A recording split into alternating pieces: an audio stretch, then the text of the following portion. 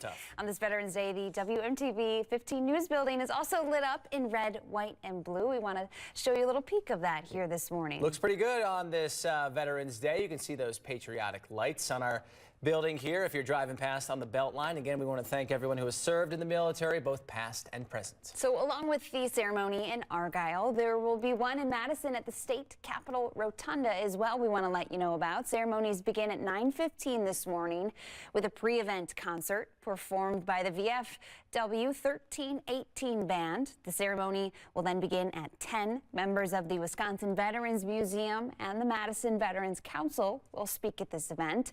Governor Tony Evers will also be in attendance to honor Wisconsin vets.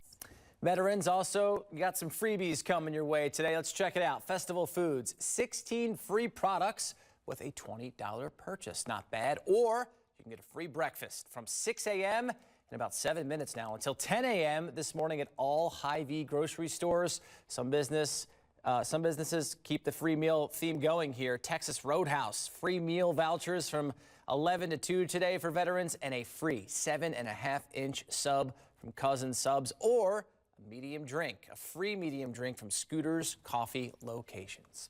And